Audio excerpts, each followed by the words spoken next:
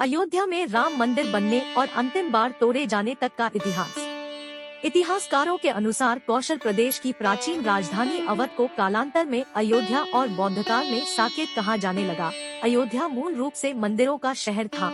हालांकि यहाँ आज भी हिंदू, बौद्ध एवं जैन धर्म से जुड़े मंदिरों के अवशेष देखे जा सकते हैं।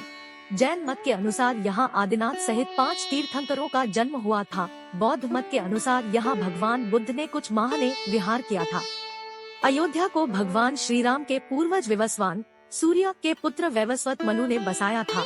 तभी से इस नगरी पर सूर्यवंशी राजाओं का राज महाभारत काल तक रहा। यहीं पर प्रभु श्री राम का दशरथ के महल में जन्म हुआ था। महर्षि वाल्मीकि ने भी रामायण में जन्मभूमि की शोभा एवं महत्ता की तुलना दूसरे इंद्रलोक से की है।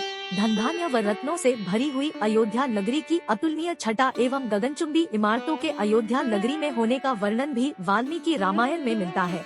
कहते हैं कि भगवान श्री राम के जल समाधि लेने के पश्चात अयोध्या कुछ काल के लिए उजाड़ सी हो गई थी, लेकिन उनकी जन्मभूमि पर बना महल वैसे का वैसा ही था।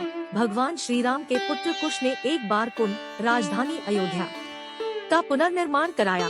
इस निर्माण के बाद सूर्यवंश की अगली 44 पीढ़ियों तक इसका अस्तित्व आखिरी राजा महाराजा बृहदबल तक अपने चरम पर रहा। कौशलराज बृहदबल की मृत्यु महाभारत युद्ध में अभिमन्यु के हाथों हुई थी। महाभारत के युद्ध के बाद अयोध्या उजड़सी हो गई, मगर श्री राम जन्मभूमि का अस्तित्व फिर भी बना रहा।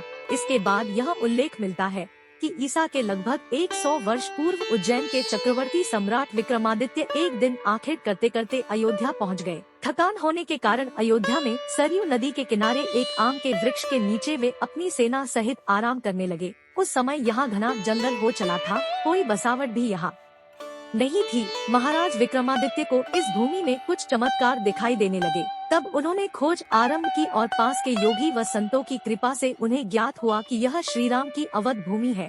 उन संतों के निर्देश से सम्राट ने यहाँ एक भव्य मंदिर के साथ ही कूप, सरोवर, महल आदि बनवाए। कहते हैं कि उन्होंने श्री राम जन्मभूमि पर काले रंग के कसौटी पत्थर वाले 84 स्तंभों पर विशाल मंदिर का निर्माण करवाया था। इस मंदिर की भव्यता देखते ही बनती थी। विक्रमादित्य के बाद के राजाओं ने समय समय पर इस मंदिर की देखरेख की। उन्हीं में से एक शुंग वंश के प्रथम शासक पुष्यमित्र शुंग ने भी मंदिर का जीर्णोद्धार करवाया था। पुष्यमित्र का एक शिलालेख अयोध्या से प्राप्त हुआ था, जिसमें उसे सेनापति कहा गया है तथा उसके द्वारा 2 अश्वमेध यज्ञों के किए जाने का वर्णन है।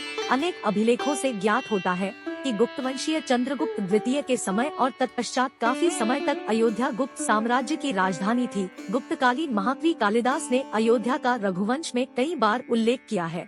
इतिहासकारों के अनुसार 600 ईसा पूर्व अयोध्या में एक महत्वपूर्ण व्यापार केंद्र था। इस स्थान को अंतर्राष्ट्रीय पहचान 5वीं शताब्दी में ईसा पूर्व के दौरान तब मिली, जबकि यह एक प्रमुख बौद्ध केंद्र के रूप में विकसित हुआ। तब इसका नाम साकेत था। कहते हैं कि चीनी भिक्षु फाहियान ने यहाँ देखा कि कई बौद्ध मठों का रिकॉर्ड रखा गया है। यहाँ पर 7वीं शताब्दी में चीनी यात्री हेनत्सांग आया था। उसके अनुसार यहाँ 20 बौद्ध मंदिर थे तथा 3000 भिक्षु रहते थे और यहाँ हिंदुओं का एक प्रमुख और भव्य मंदिर भी था, जहाँ रोज हजारों की संख्या में लोग दर्शन करने आते थे। इसके बाद ईसा की 11वीं शताब्दी में कन्नौज नरेश जयचंद आया तो उसने मंदिर पर सम्राट विक्रमादित्य के प्रशस्ति शिलालेख को उखाड़कर अपना नाम लिखवा दिया। पानीपत के युद्ध के बाद जयचंद का भी अंत हो गया।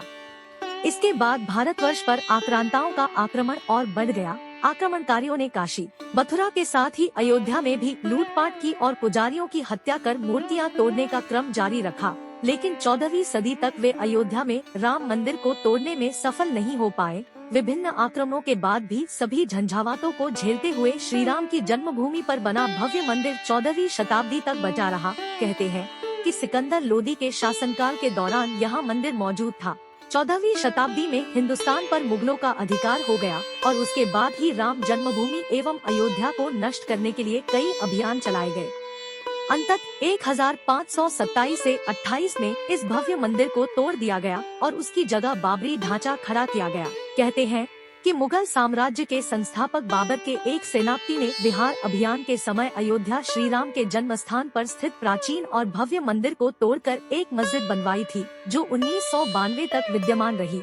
बाबरनामा के अनुसार 1528 में अयोध्या पड़ाव के दौरान बाबर ने मस्जिद निर्माण का आदेश दिया था। अयोध्या में बनाई गई मस्जिद में खुदे 2 संदेशों से इसका संकेत भी मिलता है। इसमें एक खास तौर से उल्लेखनीय है। इसका सार है, जन्नत तक जिसके न्याय के चर्चे हैं। ऐसे महान शासक बाबर के आदेश पर दयालु मीर बखी ने फरिश्तों की इस जगह को मुकम्मल रूप दिया।